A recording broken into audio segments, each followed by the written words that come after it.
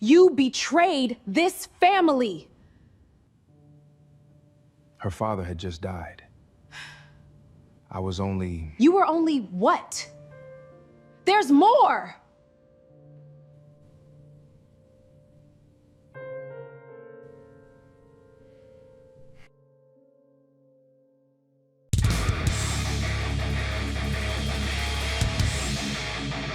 What are you showing me, Naya?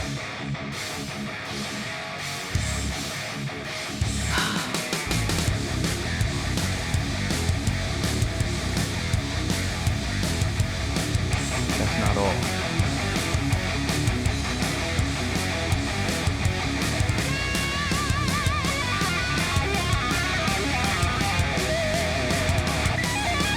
No. Let it play.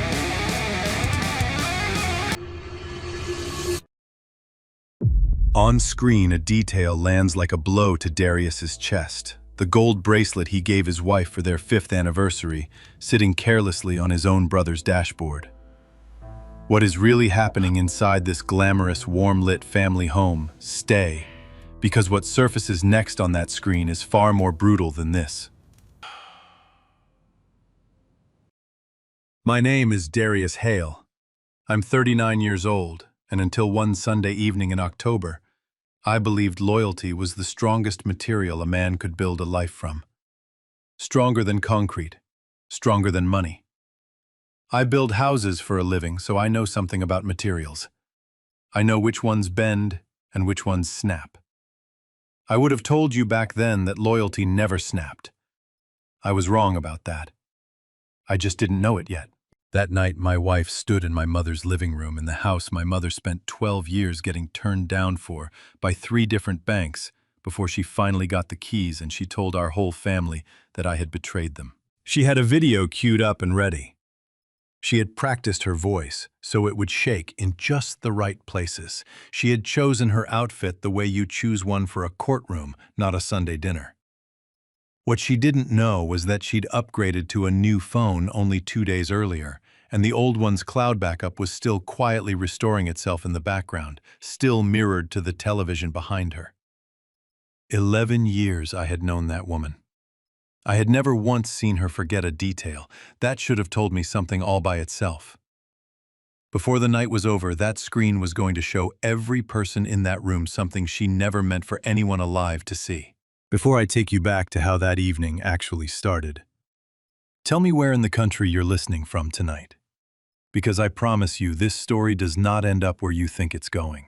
It was a regular Sunday, the kind my mother built her whole life around before she passed. Her house sits on a quiet street in Cascade Heights, on the southwest side of Atlanta. Brick and white shutters, a maple out front that turns the color of a struck match every fall. Evelyn Hale bought that house with money from 2 jobs cleaning offices at night and keeping books for a church during the day. Saved a little at a time for 12 years, because for a long time nobody with her last name and her zip code could get a mortgage approved, no matter how good her credit was. It was the first house in our family that wasn't rented from somebody else, the first set of keys that belonged to us and not to a landlord who could change his mind in March. She used to say, "A house like that isn't just walls, it's proof." I was 6 years old when she adopted me, and I grew up understanding that proof was something you protected with your whole life, because not everybody gets handed a second one. That evening the lamps were on, the warm yellow kind that make a room feel like it's holding its breath before company arrives. My Aunt Ruth, 68 years old, sat in my mother's old armchair, the one nobody else in the family sits in out of respect, hands folded in her lap the way she does when she already senses something is coming. 2 cousins stood near the window. Kendrick, my mother's only biological son, sat in the exact spot on the couch where she used to sit every night after dinner, like he'd claimed it the day she died. My wife, Nia, stood in front of the 75-inch television, her phone already connected by cable. Her black dress fitted and pressed, her hair pulled up high, makeup done the way you do it for a stage, not a Sunday dinner. She looked at me, and her voice came out trembling, but her eyes were steady in a way her voice wasn't. "You betrayed this family," she said. The video started. It showed me on a sidewalk outside Grady Memorial Hospital, downtown, my arms around a coworker named Denise from the office. Her father had died 40 minutes earlier. It was nothing but a hug, the kind you give somebody whose whole world just fell out from under them. No kiss, no wandering hands, just two people standing on a sidewalk, holding each other up. The room went dead quiet. Aunt Ruth looked at me, waiting. Her father had just passed, I said. I was only... Nia cut me off. She reached for her phone, ready to swipe to another photo. Something she must have believed would finish the job the first one started. That's when a notification banner slid across the top corner of the screen before she could stop it. A text from Kendrick, still glowing there for the whole room to read. Don't forget to delete the video in the car. After tonight, it's going to matter. The room froze. Nia's hand shot up to cover the screen. Her fingers were shaking. I could see it from across the room, that fine little tremor that gives a person away before their mouth ever does.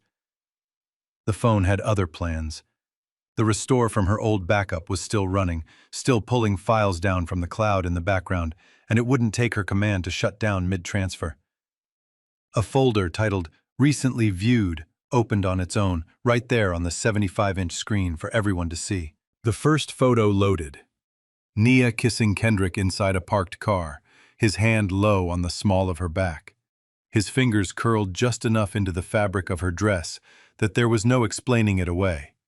Not a family hug, not a joke between in-laws. There was no story left to tell that made that photograph innocent. Aunt Ruth rose slowly out of my mother's chair.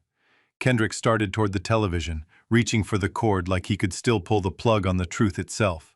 Watching her hand freeze on that screen, I finally understood something about the woman I'd married that I'd never once let myself see clearly before.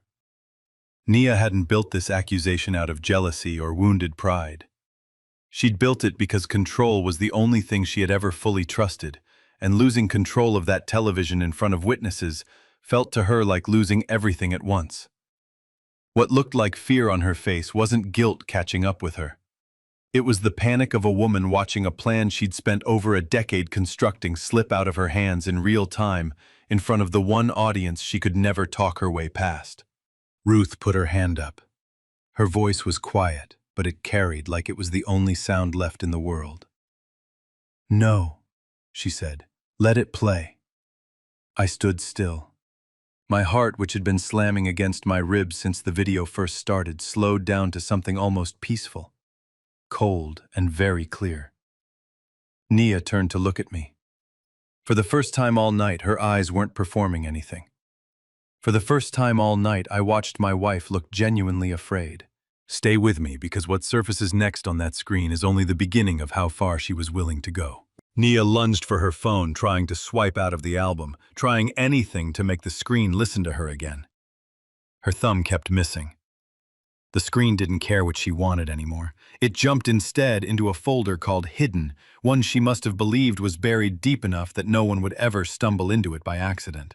The second photo loaded slowly, the way big files do on a slow hotel connection. A dim room lamplight instead of overhead light, the kind you choose on purpose. Nia wearing nothing but a man's bathrobe, hair down around her shoulders. Laughing up at Kendrick with an ease I hadn't seen on her face in years, not even with me. Not even on our honeymoon. Then the detail that took the last bit of air out of the room. On the dashboard of Kendrick's car, caught in the corner of the next photo, lit gold by a streetlight, sat a gold bracelet. My bracelet. The one I'd bought her for our 5th anniversary, the one I'd saved 3 months of extra contracting jobs to afford. Engraved on the inside clasp with a date only the two of us should have known. The woman I'd called my wife for 11 years hadn't lost it. She hadn't left it in a drawer somewhere. She'd been wearing it around him, taking it off in his car like it was nothing more than a watch. A text bubble opened underneath the photo, time-stamped, sitting there in plain black and white for the whole family to read. I slept beside him for 11 years to get to this day. She had called Kendrick by a nickname. The kind of name a woman saves only for the man she actually wants, not the one she married for the sake of appearances. Nobody in that living room said a word. I could hear my aunt breathing slow and careful, like she was holding something in. I looked at Kendrick. He didn't deny a single frame of it. He just watched Nia the way a man watches a business partner mid-negotiation, waiting to see how she'd handle the room now that the numbers were on the table for everyone to see. Another file opened before anyone could stop it. A draft LLC filing and a property transfer form, both bearing Nia's full legal name, attached to a company registered only weeks earlier, a company none of us had ever heard mentioned once at a single dinner table. Every line was filled in except one. My signature sitting there empty, waiting. The closing date printed at the bottom read the following Monday. The same week the city was set to approve new zoning on a stretch of land on the south side that my mother had bought decades ago for almost nothing. Back when nobody else wanted it, back when she was the only one who believed that neighborhood would ever be worth something again. Nia's voice climbed quick and thin, the practiced calm from earlier in the evening cracking down the middle. That's just for tax purposes, Darius. You know how I've always thought ahead for us, for our future. I was going to tell you once the paperwork. Nobody in that room believed her. Not Aunt Ruth, whose face had gone still as stone. Not the cousins by the window, who wouldn't look at her anymore. Not even, I think, Kendrick, who watched her scramble for words the way you watch someone try to patch a hole in a boat that's already halfway underwater. Another photo surfaced. An older man, gray at the temples, thin in the shoulders, in a way that spoke of a hard life more than old age, standing outside what looked like a small apartment building off a two-lane road somewhere. Underneath it, a long column of bank transfer receipts, $2,000 sent out like clockwork every single month for 6 years straight. I recognized the man before I understood what I was looking at. Marcus Thompson, my biological father. A man I hadn't laid eyes on since I was 6 years old. A man I'd told myself for 30 years I didn't think about, which was its own kind of lie. Then I understood the brown envelopes. I'd noticed them stacked in the back of the bookshelf over the years, a handful at a time, and never once opened them because Nia always told me they were nothing. Church solicitations, old junk mail, nothing worth my time, she'd said, waving her hand like she was doing me a favor by throwing them out before I had to see them. They were letters he had tried to send me. Every single one of them intercepted before they ever reached my hands. Every one of them hidden in a house I thought had no more secrets left to keep. Kendrick finally spoke, his voice hard as a closed door. This house was supposed to go to blood. That sentence landed exactly where he aimed it. I looked at him, standing there in Mom's spot on the couch, arms crossed, jaw tight, like he'd been waiting years for the chance to say those 6 words out loud in front of witnesses. Like he'd rehearsed them almost as long as Nia had rehearsed her tears. She raised me for 33 years, I said. She signed the papers herself. That made me blood the day she did it. He didn't answer that. He just looked away toward the window, the way a man looks away when he knows an argument is already lost, but isn't ready to say so. Watching him look away, I understood exactly what was driving him, even if I couldn't forgive it. Kendrick's real fear had never been about money at all. It was the fear of staying permanently unseen, of standing next to a woman who'd chosen the adopted brother, without a second thought, in the very room where he'd spent his whole life certain that love and blood were supposed to mean the same thing. He wanted the house and the company, because those were things he could finally point to and call his undeniably, in a way our mother's love had never once let him say out loud about anything else. My mother, Evelyn Hale, adopted me when I was 6 years old after 2 years in the foster system that I still don't talk about much. Kendrick was her only biological child older than me by 4 years, and for a long time, he made sure I knew the difference between the two of us every chance he got. But when she got sick, really sick, the year the doctors stopped using words like treatable and started using words like comfortable, Kendrick disappeared for almost a year. Business trips that lasted too long, phone calls that went to voicemail. I was the one who stayed. I slept on the sofa in the room down the hall so I'd hear her if she called out in the night. I learned how to give her medicine on schedule, how to read the fear in her face before she ever said a word about it, how to sit with a woman at 3 in the morning and let her talk about being scared without trying to fix the thing that couldn't be fixed. That's a kind of knowing a person that doesn't show up on any legal document. I never once thought it needed to. Another file surfaced quietly beneath the others. A string of old messages between Nia and Kendrick dated years back. Long before I ever suspected either of them of anything, in them she had used the fact that I was adopted again and again. Patiently, the way you sharpen a knife you plan to use later. To convince him that I had no real claim to anything our mother had built with her own 2 hands. The company was Blood's to inherit, she'd written. The house was Blood's to keep. I was, in her exact words, borrowed family. Useful for exactly as long as it served her purposes and not 1 day longer. Reading my own marriage described that way, in her own handwriting, in words she'd typed out and meant, did something to my chest that the affair itself somehow hadn't. The affair was a wound. This was a blueprint. Something shifted in that room. I felt it the way you feel weather changing before the sky ever admits it out loud. An hour ago, Nia had stood in front of that television as the one accusing me, dress-pressed, voice-rehearsed every detail of her performance, chosen in advance. Now she stood in front of it as the one being seen fully. For the first time by every single person in that room she had spent years performing for. She stepped forward, reaching to shut the television off with her own hand like she could still end this the way she'd started it, on her own terms. I said one thing, quiet, and for the first time all night my voice didn't shake at all. Keep going. She stopped moving. Her hand hovered an inch from the screen, and for a long moment nobody in that room breathed. Team Truth Darius was right to say keep going, and let his whole family see every last file, no matter who it destroyed. Team Silence, he should have shut that screen off himself and handled it quietly, away from the room where his mother used to sit. Comment yes if you'd have said keep going, or no if you'd have pulled the plug yourself. The screen shifted to a video this time, not a photo. Streetlights sliding across a car window in a steady rhythm, the kind of low orange light that only exists on a certain stretch of Atlanta Road late at night. Nia's voice came through the speakers, clear now, none of the tremble she'd used earlier in the evening left in it at all. He hasn't been married to you long enough to know what you'll do when you're cornered, she said to somebody off camera to Kendrick, laughing a little at her own cleverness. He's going to protect the family first. That's who he is. We just need to make him believe signing is the only way to keep everybody out of a scandal. I understood in that instant that this had never only been an affair. She had studied the best thing about me, the loyalty I'd built my whole life around. The thing my mother taught me by example every single day she was alive, and she had turned it into a tool to use against me. She hadn't just betrayed my heart. She had done research on my character, the way you'd research a lock before you decided which tool would open it. I thought about all the small moments over the years that I'd read as devotion.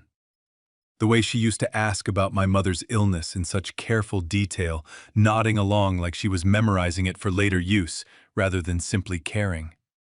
The way she'd praised how I always put family first again and again until it became something she could count on like a schedule. I had mistaken a study for a marriage. It is a particular kind of cold realizing that the person closest to you has been taking notes the entire time, filing away which of your best qualities could someday be turned into your weakness. The room was silent enough to hear the clock on the mantel ticking. Aunt Ruth sat back down slowly, her hands trembling faintly against her knees. Kendrick still tried to hold his ground. Mom chose somebody who wasn't even her own blood over her own son. I looked at him for a long moment. For the first time, I understood the shape of his pain, the years of standing in a house where a stranger's boy got called by the family name at the dinner table, same as he did, got tucked in the same, got disciplined the same, got loved out loud the same. I understood, too, that he'd never once let himself see it from my side. He never asked what it cost a 6-year-old to learn a new last name and hope every single day that this time it would stick. Pain like that doesn't excuse what he did, but I understood in that moment exactly how he'd taken that old wound and let somebody else sharpen it into a weapon aimed straight at me. Nia turned toward me, and her voice went soft again, that same practiced gentleness she used to use to get me to agree to things I'd normally think twice about.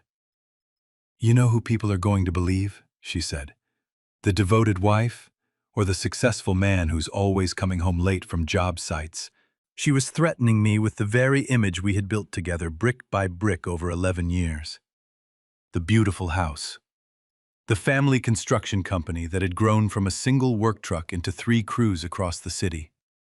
The photographs of us at community fundraisers, the magazine feature that called us one of Atlanta's rising Black Power couples. The volunteer weekends fixing up porches for elderly neighbors on the South Side who couldn't afford a contractor otherwise. Every piece of it real, and every piece of it now a hostage in her hands, even threatening me with the image we'd built together. I could hear what she actually needed underneath the confidence in her voice.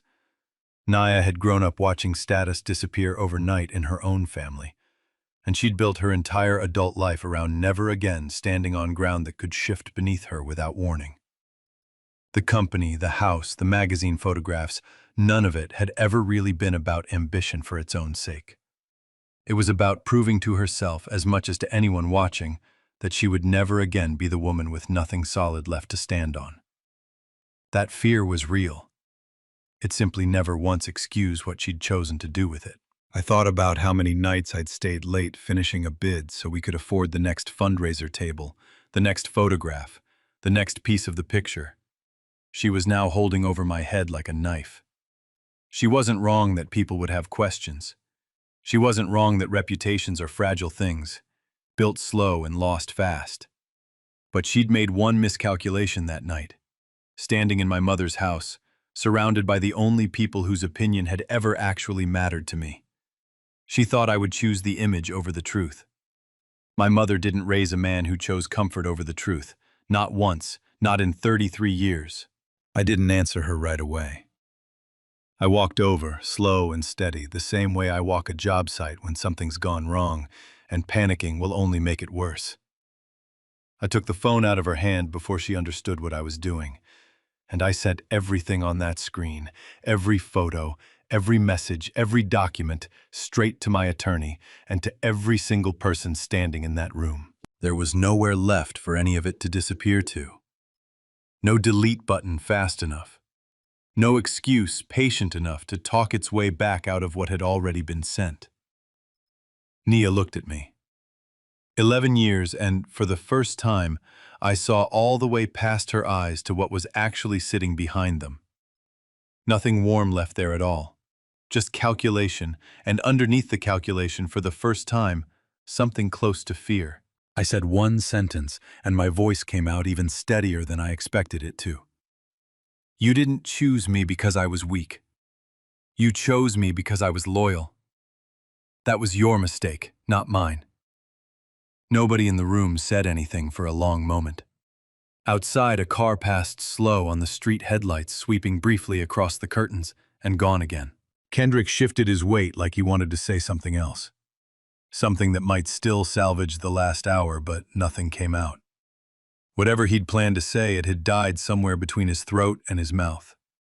Naya's composure, the thing she'd walked into that living room wearing like armor, cracked further, piece by piece, right there in front of everyone who had ever believed in her. I thought about my mother, sitting in this same room decades earlier, filling out mortgage applications by hand. At that same coffee table, getting told no again and again by men who'd never met her, but decided anyway that she wasn't worth the risk. She used to say that patience wasn't the same thing as weakness. Patience was a decision you made on purpose, over and over, until the day it finally paid off. I understood that sentence in a way I never had before, standing in her living room with my wife's whole scheme lit up on a 75-inch screen behind her. Aunt Ruth finally spoke, her voice low but absolutely clear. Evelyn would have wanted this scene all the way through. Every last bit of it. Nia's eyes darted toward the front door, just for a second, like some part of her was already calculating an exit. But there was nowhere left to walk to that this hadn't already followed her. Darius, she started, you have to understand everything I built, everything we built together. We didn't build anything together, I said. You built a plan. I just happened to be standing inside it. She flinched at that. The first real unguarded flinch of the entire night. Kendrick tried one more time, quieter now, almost pleading. It doesn't have to go any further than this room. I looked at him and then at the phone still glowing in my hand. The message already delivered, already read by 3 different people who mattered. "It already has," I said. The room stayed frozen for a moment longer, all of us caught somewhere between what had just happened and whatever was about to happen next. Nia's hand drifted up toward her own throat, an old nervous habit I recognized from years of watching her before big meetings, before moments she couldn't fully control. I had seen that gesture 100 times over the years, and never once understood what it actually meant until tonight. Somewhere outside, a dog barked twice down the block and went quiet again. The ordinary sounds of a Sunday night in Cascade Heights, completely unaware of what had just been torn open inside one particular living room. I looked around the room at the people who mattered, at Ruth's steady eyes, at the cousins who wouldn't look away from Nia anymore, at Kendrick standing frozen in the spot on the couch he'd claimed the day our mother died. And I understood something clean and simple for the first time in 11 years. I hadn't lost tonight. I had only just found out at last exactly what I'd been standing inside of for over a decade. There's a strange kind of relief in that, even wrapped inside grief the size of a marriage. You can finally see the shape of the thing you're dealing with. You can finally stop wasting your strength defending people who were never on your side to begin with. Whatever came next, I was not walking into it blind. Not anymore. And for a man who had spent 33 years being grateful just to have a seat at somebody's table, that clarity felt like the first true gift I'd been given in a very long time. But an older folder was still sinking quietly in the background, and it went back much further than anyone standing in that room was ready for. The cloud kept working even after I stopped touching the phone. It scanned quietly in the background the way it does, pulling one more folder up from somewhere deep in storage. This one was labeled Archived. Old enough that the file names had faded from memory for everyone in that room, except I imagine the 2 people who wrote them. The first message in the thread was dated almost 12 years back, months before Nia and I had ever met. Kendrick texting Mia. "You just have to get into his life. I'll handle the rest." I read that line twice before it fully landed. Twist 2, the one that changed the shape of everything that came before it. Kendrick was the one who had introduced Nia to me in the first place back before our wedding, back when I still thought I'd gotten lucky meeting a woman like her at a mutual friend's cookout in Piedmont Park that turned out apparently not to be a coincidence at all. I remembered that afternoon clearly. The smell of charcoal smoke, somebody's portable speaker playing old Anita Baker, Kendrick's hand on my shoulder, steering me toward a woman standing near the drink cooler, like it was nothing more than a friendly introduction between family. I had thanked him for that once, years ago. I had actually thanked him. Our entire marriage hadn't been an accident that went bad over time. It had been a plan set in motion before I ever knew either of their names the way I thought I did. Every anniversary dinner at the same restaurant downtown. Every late night working side by side on estimates at the kitchen table, her bringing me coffee like she cared whether I made it through the paperwork. Every single ordinary Tuesday of 11 years built on a foundation somebody else had poured, for reasons that had nothing whatsoever to do with love. I had spent over a decade being grateful for a gift that was never actually a gift. It was bait, and I had swallowed it whole the way a man does when he's never had a reason to expect that kind of cruelty from people who call him family. The end goal was never only the house in Cascade Heights. It was the company the one my mother built with her own 2 hands, hiring young men from the neighborhood nobody else would hire, teaching them a trade instead of just handing them a paycheck, fixing up porches for elderly folks for free, because she remembered exactly what it felt like when nobody would help her.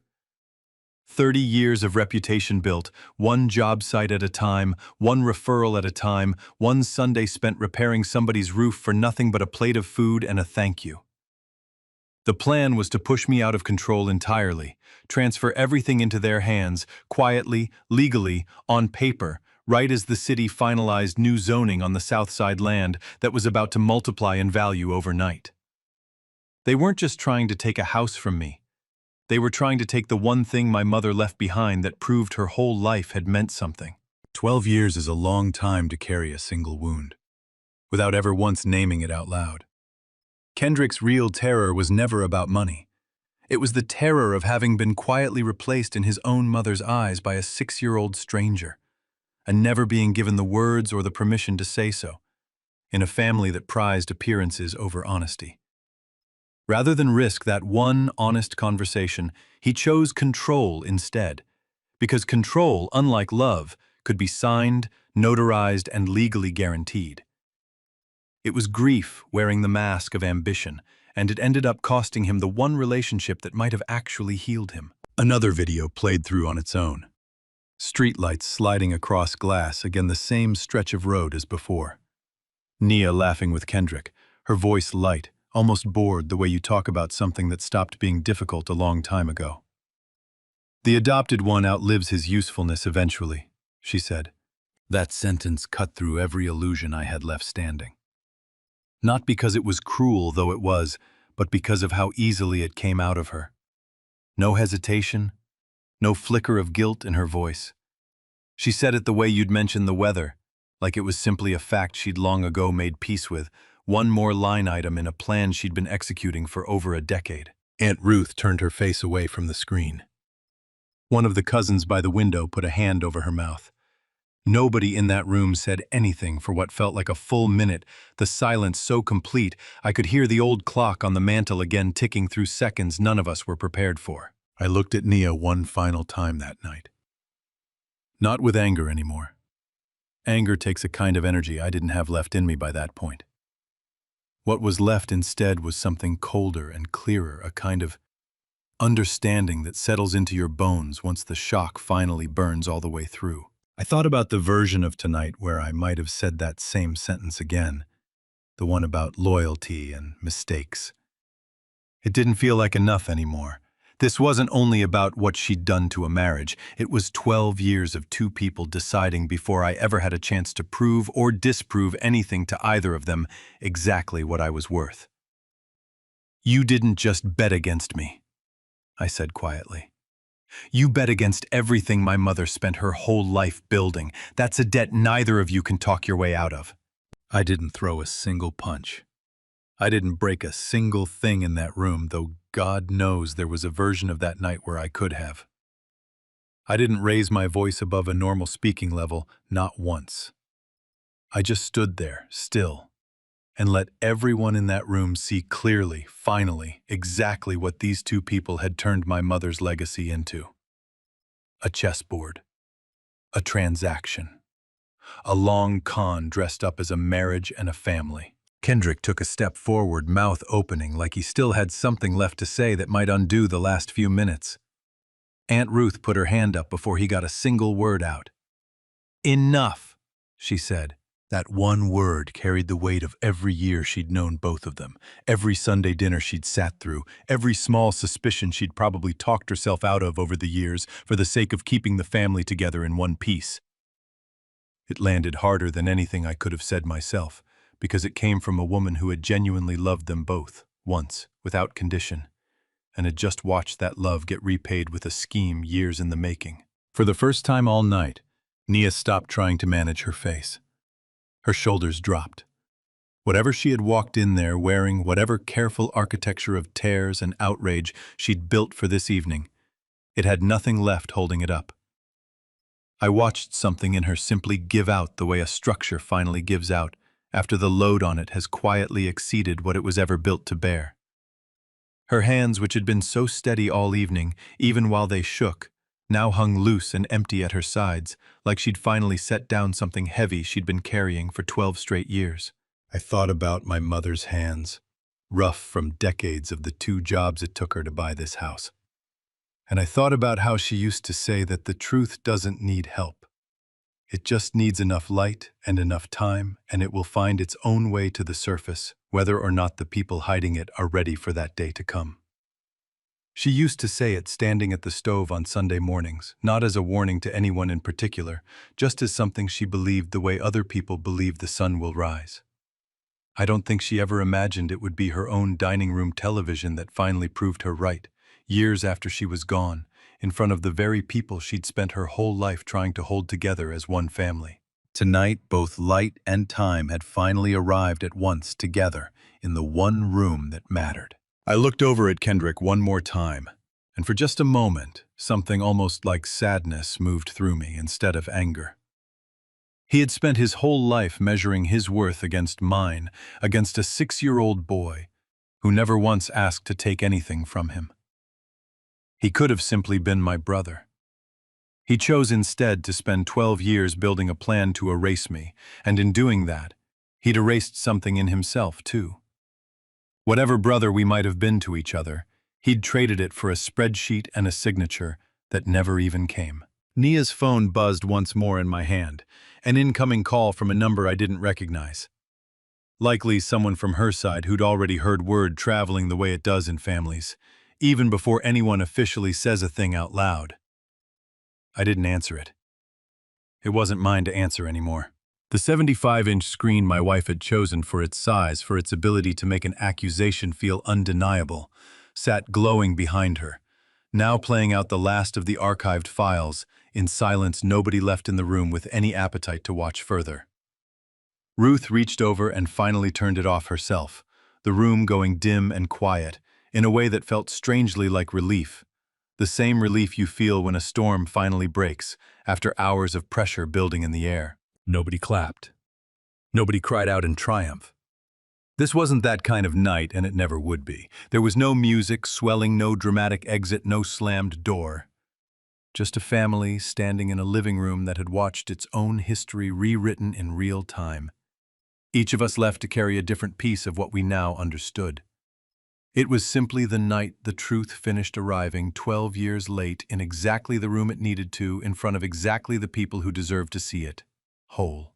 What happened in the days right after this would decide whether that truth actually changed anything, or just broke everyone's heart for nothing. My attorney called back within 20 minutes of my message reaching her inbox. Phyllis Okafor doesn't do dramatics, and she didn't do any that night either. She'd handled the company's contracts since before Kendrick and I ever fought over so much as a parking spot, and she knew exactly which levers to pull without wasting a single one. She laid it out step by step, calm and exact the way a good foreman reads off a materials list, decisive, no wasted motion, nothing rushed and nothing missed. An emergency notice would go out before morning, freezing the current state of every shared asset, the house, the company, accounts, all of it, until the courts could sort out what belonged to whom. The bank and the company's accountant were being alerted immediately. No transfers of any kind permitted while the matter was under review. A petition to block the property transfer would be filed with the Fulton County Superior Court first thing the next morning, ahead of the closing date that had been printed so confidently on that draft document. And separately, a fraud complaint would be opened with the police, focused on that same transfer paperwork.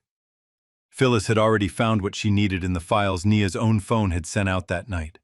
An unsigned version of the document, dated for a closing 4 days away, next to an email draft instructing a notary to backdate the signature page once it finally came through. Backdating a legal signature, she explained, wasn't a gray area. It was a felony, whether or not the ink ever actually landed on the page. I listened to Phyllis lay it all out, and felt something steady returning to my chest for the first time since Nia had first pressed play on that video. There is a particular comfort in hearing a plan spoken out loud by someone who knows exactly what she's doing, the same comfort I feel walking a job site with a crew that knows their trade cold. You stop bracing for the next blow and start trusting the process instead. The woman who had been my wife for 11 years packed her things in silence that night. She didn't cry anymore. There wasn't anything left in her face by that point except a kind of hollowed-out stillness, the look of someone who has finally run out of moves to make. I stood in the hallway while she filled 2 suitcases, and neither of us said much of anything. There wasn't much left worth saying. 11 years can end in a great deal of noise, or it can end exactly like this, in the quiet efficiency of somebody folding clothes she never should have needed to fold that particular night. By the next morning, she'd been served with a temporary protective order under Georgia's family violence statute, grounded in the harassment and the attempted property fraud that had come out over the course of the evening, with the court granting me exclusive use of the house until a full hearing could be scheduled. She left on her own, before anyone had to ask her twice. Kendrick was suspended from every operational decision at the company while the investigation ran its course. That authority wasn't a personal favor Phyllis pulled off on my behalf. My mother's will had left me 60% controlling interest years earlier, with Kendrick holding the rest, a detail neither of us had ever needed to raise out loud until that week. Phyllis was careful to remind me, more than once, that suspended wasn't the same as finished. That part, the part that would decide exactly what came next for him, wasn't up to me alone anymore. It belonged to the courts, and to whatever the evidence eventually showed. 3 days later, Marcus Thompson flew down to Atlanta. He looked older in person than he had in that photograph on the screen. His shoulders more bent, his hands marked with the kind of calluses that only come from decades of work that never let up. He wore a shirt that looked pressed carefully for the occasion. Like meeting a son he hadn't spoken to in 33 years required its own kind of Sunday best. We sat together on the front steps of the Cascade Heights house, the same steps my mother used to sit on with her coffee every morning before the neighborhood woke up. The maple tree out front just starting to turn orange at its edges. He told me the truth without dressing it up. Nia had found him years ago, back when he was behind on medical bills and close to losing the small apartment he'd been renting off a 2-lane road outside the city.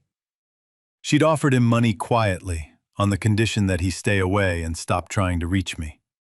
He said he'd tried writing anyway more than once, letters he mailed himself, and never once heard back about. Now he understood why. I didn't hug him right away. I wasn't ready for that yet, and I didn't pretend otherwise. But I didn't send him away either. We sat there a while longer, mostly quiet, watching a couple of kids ride bikes down the block the way kids have probably done on that same street for 50 years. That evening, going through my mother's old writing desk for paperwork Phyllis needed, I found a letter in the bottom drawer, folded inside a Bible she kept there dated 2021, a year before she passed. She hadn't named anyone in it. She'd only written what she'd noticed and what she believed. I don't know exactly who is trying to make you doubt your place in this family.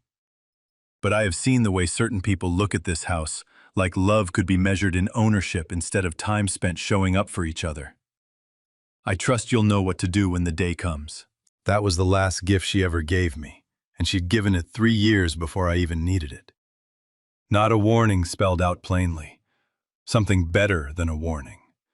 Trust planted early enough to still be growing by the time it mattered most. I sat with that letter a long time that night, turning it over in my hands, reading it again slower the second time. My mother had noticed something was wrong long before any of us admitted it out loud. And instead of accusing anyone by name, instead of turning her last years into a courtroom, she had simply chosen to believe I would handle it right when the moment finally arrived. That kind of faith is its own kind of inheritance. Heavier in some ways than the house itself. It's one thing to leave a son property. It's another thing entirely to leave him certainty, planted years in advance that he'd know exactly what to do when the ground underneath him finally cracked open. I thought about how many nights she must have sat at this same desk, watching the way people moved around her, filing away small observations she never spoke aloud, protecting the peace of a family she loved even while she quietly prepared me for the day that peace would break. She never once tried to control what I'd do with what she noticed. She only made sure I'd have something solid to stand on when the ground finally gave way. That was always her way. Not warnings shouted across a dinner table, just quiet preparation, laid down years ahead of time, waiting patiently for the day it would finally be needed. Aunt Ruth came by 2 evenings later, letting herself in the way she always had. The way she'd earned the right to over 68 years of being part of this family, in every sense that mattered. She didn't say much. She made a pot of coffee, the same brand my mother always kept in the cabinet, and we sat at the kitchen table, without needing to fill the silence with anything more than what had already been said in that living room. Outside, the light was going soft and gold the way it does over Cascade Heights in early autumn, the maple already turning at its edges. Your mother would be proud of how you handled that night, she told me before she left, standing at the door with her coat already halfway buttoned. Not because you won anything, because you stayed steady the whole way through it. I didn't feel like I'd won anything either, not that week. Winning would have meant none of it ever happened at all. What I felt instead was something quieter, something closer to solid ground under my feet again, even with all the wreckage still being sorted out around me. Still weeks away from any final word from the courts or the police. But the ground itself, at least, finally felt like mine again. The quietest, most healing part of this whole story, though, was still 3 months away. 3 months passed. I didn't sell all of the Southside land once the new zoning finally came through. I sold a portion of it enough to do what I actually wanted to do with it. The rest of the proceeds went into a fund I started in my mother's name, the Evelyn Hale Foundation, built to help foster and adoptive families across the city with the kind of costs nobody warns you about. Legal fees, home repairs, the small emergencies that can knock a fragile new family right back down before it's had a real chance to stand. The first grant went to a young couple in East Point who'd just taken in 2 brothers from foster care and needed help finishing a bedroom before the county's next inspection. It felt right, using land she'd bought with almost nothing to help kids who were starting out with almost nothing too. Somewhere, I have to believe, she'd have liked that math. The house in Cascade Heights still stands in my name. Aunt Ruth still comes by most Sundays, letting herself in the same way she always has, making coffee in the same percolator my mother used for 30 years. The living room lamps still come on, warm and yellow in the evening. The 75-inch television still hangs on the same wall. I use it now mostly for football on Sundays, and for nothing else. Marcus and I talk once a month, sometimes twice. We're not rushing anything. I'm not interested in pretending 33 years didn't happen, and neither is he. We're just building something small and honest, one phone call at a time. The way you'd rebuild a foundation you're not in a hurry to rush. Last month he told me about a fishing spot outside of Macon he used to take his own father to as a boy. A bend in the river where the bream practically bite themselves onto the hook. I think eventually he's going to take me there too. I'm not in a hurry for that day either. Some things are worth letting arrive on their own time, the same way the truth did. Nia sends a text every few weeks. I don't answer them. It isn't spite that keeps my thumb off the reply button.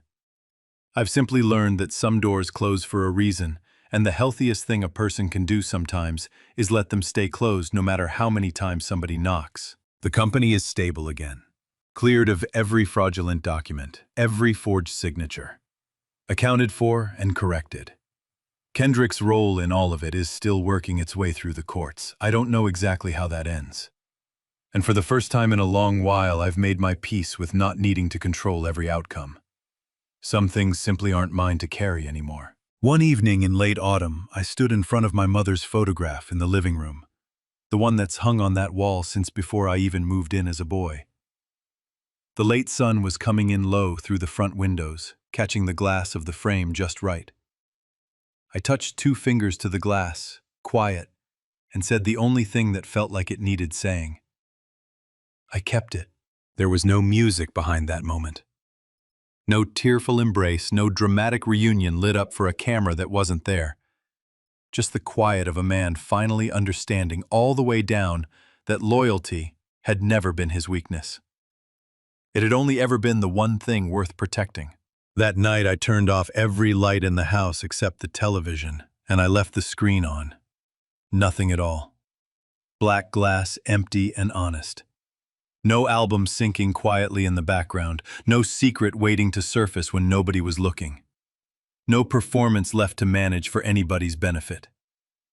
I sat in my mother's old armchair for a long while, the same one Aunt Ruth had sat in that night, and let the quiet of the house settle over me, the way it used to when I was a boy, still learning what it meant to belong somewhere. For the first time in a very long time, this house, this name, this life belonged fully and only to me. This story reminds us that loyalty was never Darius's weakness. It was the very thing his mother spent a lifetime building into him, and the very thing 2 people mistook for an opening.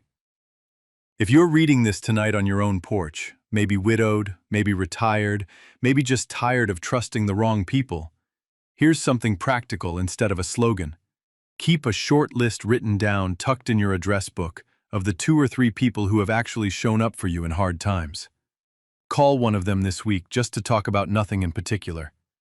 That list will tell you more about who your real family is than any last name ever could. If you're managing property savings or a family business alone these days, don't sign anything of real weight without a second pair of eyes you trust completely. A lawyer, an accountant, a grown child who has nothing to gain either way it goes. Evelyn Hale left her son a letter years before he ever needed it. Not a warning exactly, just quiet proof she'd been paying attention the whole time. You can do the same thing today in about 5 minutes. Write down what you've noticed, date it, and put it somewhere safe. It costs nothing, and it might save someone you love a decade of confusion. And if something in your life has felt a little off for a while, a strange excuse, a door quietly closed to you, don't sit with that feeling alone over another cup of coffee. Say it out loud to one person you trust this week, not someday. The truth in this story took 12 years to surface, only because everyone around it stayed quiet to keep the peace. Real peace was never in staying quiet. It was always in being seen clearly by the people who'd been paying attention all along. If this story reminded you that loyalty is never a weakness, tell me in the comments where in the world you're watching from tonight. Written by a human AI is merely a companion. This story was born to spread practical hope. Kindness doesn't need to be grand, only sincere. And life will always find a way to repay those who dare to be kind amid countless injustices, starting with their own family.